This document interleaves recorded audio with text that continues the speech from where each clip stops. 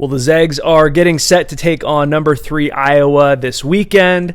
And next week, with Christmas coming up, an early Zags present, as breaking news came out that the Zags would be playing Virginia, Tony Bennett's squad, down in Fort Worth, Texas. Interesting location. Yeah, we'll save that conversation for a different time and what that may mean. But later in the day, we got an even bigger Christmas present in Zagland, and that was the news that Ben Gregg, the 4-star recruit who was classified in the 2021 recruiting class, when he signed with Gonzaga, he was a top 20 recruit in ESPN's top 100. Somehow, since signing, he's fallen down those rankings. However, the news came out that he has graduated high school early. He will be immediately eligible to play on this 2020-2021 Zags squad that already has an embarrassment of riches. But if you look at this team, you say, gosh, if this was a pro team and you could make a trade, you could add something, what would it be? And it'd be front court depth.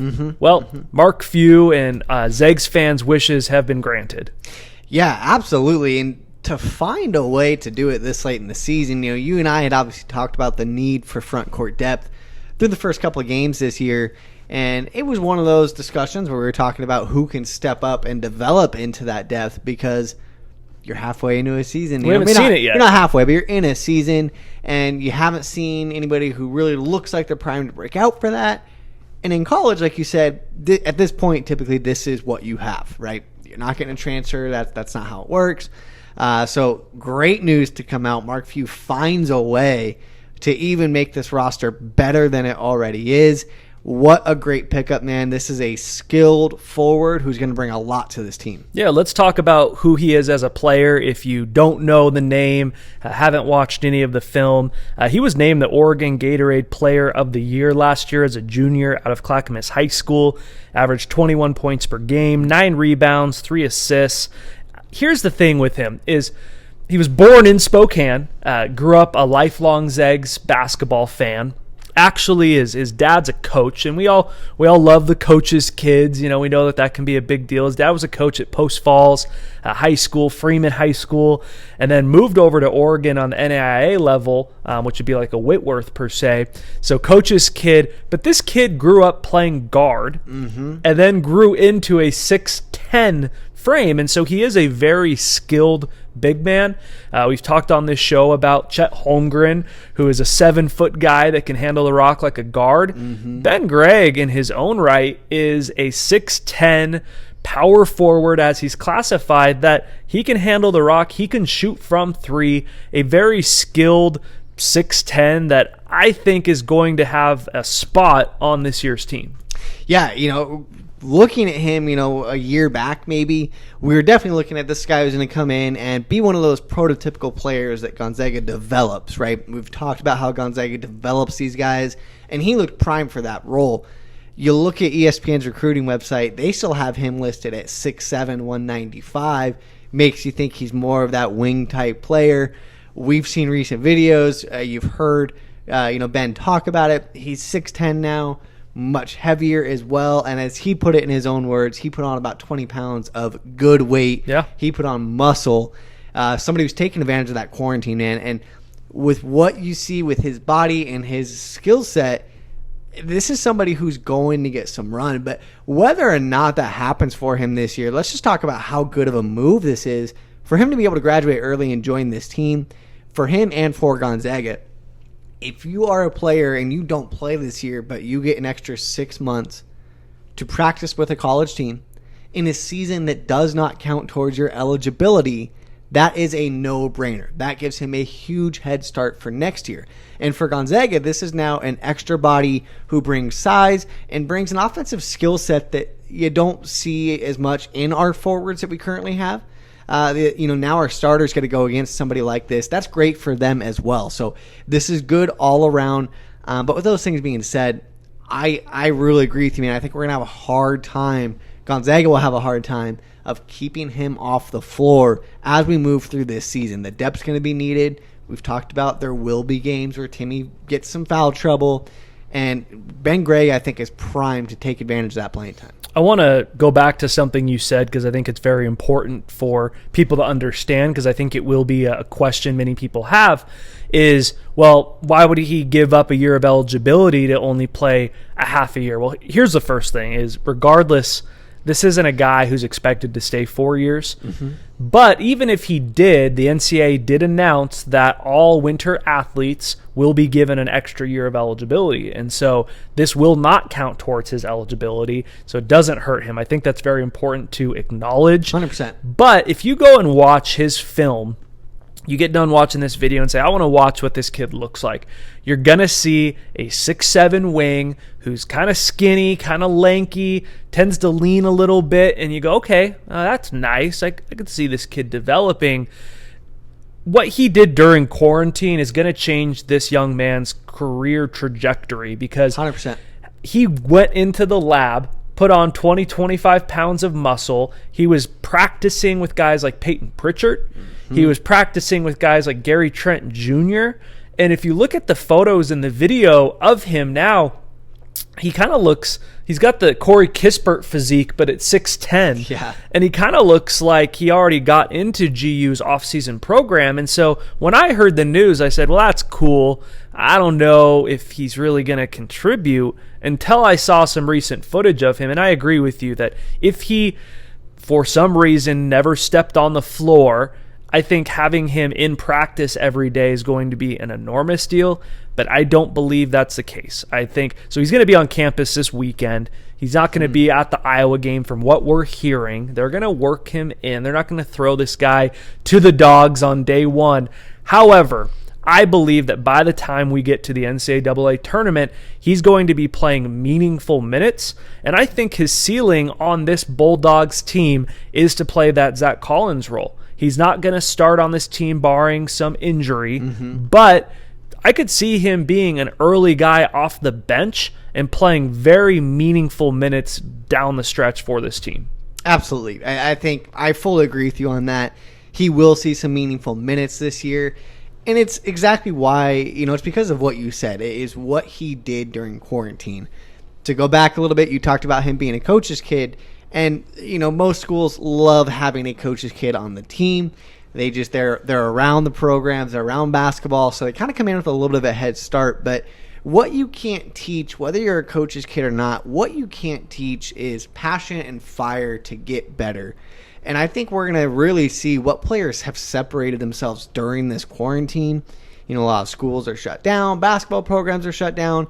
You're probably going to see some guys actually take a step back in their basketball trajectory because they didn't take advantage of this time. Yeah. And then you're going to see guys like Ben Gregg, who, as you said, completely changed their trajectory because, again, he got in the lab and he decided to use this time to absolutely grind.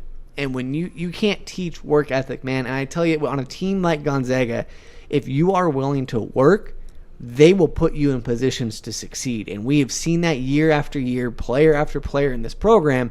And it really gets me excited for what Ben Gregg is going to mean to this program. Again, this is a forward at 6'10", who has guard skills, the ability to be a face-up power forward, which is something we don't have on this current Gonzaga team. Watson is a great power forward for us. I absolutely love what he brings to the table defensively. Ben Gregg looks to have a little more well-rounded offensive game at this point. Yeah, maybe not there defensively, Correct. But offensively brings a whole nother set of tools to the table. And if we're talking, later in the season, how we have two very good power forwards with a little bit different skill sets, that just gives another, notch in the tool belt for Mark Few and what he can do with these lineups. I'm over the top excited to see what Ben Gregg can do. I think he's going to flourish in this offense. Here's what I love about this kid is that I've got a soft spot in my heart that he's been a lifelong Zags fan. He's watched Mark Few in this program rise as his basketball journey has risen as well. And he was just 2 weeks away from making a decision. Did not have an offer from GU. Had offers from Arizona, Oregon, Oregon State, Texas. His first offer was actually from Eastern Washington, and he said when that offer came in, man, I was stoked. Yeah. But someone who very much believes in faith said that he asked God, like, give me a sign. I don't know what I'm going to do. And it was just days later that Mark Few and his coaching staff hopped on a Zoom call, the entire coaching staff saying, hey, we want you to know, like, we want you bad. We have a spot for you. We have a hole that we need to fill, and you're that guy. And if you're 2 weeks away from making your decision and the Bulldogs come in and you're like, this is what I've wanted the whole time, I'm just so excited to watch that passion that he has, knowing that he's wanted to wear that Zags uniform. He understands what it means to play in the kennel in front of those fans for Zag Nation, and that's going to be a lot of fun to watch. What he can add to this year's team is going to make the rich only richer. But let's also just discuss what this means for his future, because Drew Timme, I think, is going to be gone after this year. I think Drew's going to be a first-round pick in the NBA draft. Those are going to be huge shoes to fill. And so I believe that before this news came out, he was going to come in expected to take that starting spot next year. What a half year of playing Division I basketball does for his sophomore, redshirt freshman campaign, whatever you want to call it, I think it's going to pay off in dividends, that we're going to see a player next year that is 6 months to a year ahead of who we would have seen if COVID would have never have happened and he's still in Oregon playing high school ball. Yeah, it's one of those silver linings in this weird year that is 2020. But I fully agree, man. This is going to just insanely change his trajectory. His ability to come in, he's going to hit the ground absolutely running next year, which is just massive. And it's crazy, man. We've watched Gonzaga for our whole lives, over 2 decades. And to see their ability to come into the recruiting cycle of a recruit of Ben Gregg's nature, right? We're talking a 4-star, top 50 recruit, and you can come in 2 weeks before this guy's ready to commit. That's something that 10 years ago was never a chance for Gonzaga. So it really shows what Mark Few and the staff has done with the program. And how great is it that it happens for a kid like Ben Gregg, who this is something that he wanted, right? This is his lifelong dream school. It's just a perfect storm. And Ben Gregg's going to come in, and he, you know what, man, being your dream school too, and the work ethic he's shown, you know he is not taking this opportunity for granted. And I guarantee you he's coming in, he's ready to work, and he's going to do good things for this team. Let's not forget that next year's class also has Caden Perry, who's just up the road up at Battleground in Washington, who's friends with Ben Gregg. He's more of a traditional back-to-the-basket big guy, a surprise guy who came along. Fambo Zhang will also be a part of that, another skilled big man. And then the hope that Chet Holmgren as well could be added to that. The size and the length that you could see in that 2021 class is just unbelievable. But this year, going into this season, Gonzaga was going to be number 1 or number 2. When Petrusev decided to go overseas, a lot of people said, okay, well, maybe the Zags aren't 1, maybe they're 2. We don't know if Jalen Suggs is even ever going to put on a Gonzaga uniform. Well, Petrusev went overseas and went pro. Suggs came to Spokane. And then here's what's happened since then. Andrew Nembhard, who wasn't expected to be on this GU team, gets an NCAA waiver. And now we have a freshman in Ben Gregg who wasn't supposed to be a part of this team added as well. I mean, pinch me, because the things that have happened with this team and how this team continues to get deeper and deeper, it's unbelievable. It really is, man. And we needed some good things in 2020, right? You and I, everybody watching this, we all needed some good things this year. And the Zags were talked about as being the clear number 1 team in the nation before Andrew Nembhard. Yeah. So you're taking a team that was considered the number 1 team in the nation, and then adding a former 5-star point guard, and then adding a 4-star forward to that squad. I mean, what an absolute perfect storm. These are things that they don't happen in any other year, right? The NCAA and their history of approving waivers, it's terrible. Like, let's just admit that. It is terrible. And so this is not happening in any other year. So it's just one of those things, man. You got to love it. At least some good things came out of this for the Zags. And the Zags and Mark Few are taking advantage of it. Mark Few, you absolutely have to love that he is giving these players every opportunity to showcase themselves. He knows what he has in this team, and he wants to push them. He's not thinking about a WCC title this year. He's thinking about a tourney run. And that is very evident with their flexibility to continue to schedule great teams, right? Let's talk about one of the biggest narratives out there over the last 2 decades is Gonzaga never plays anybody.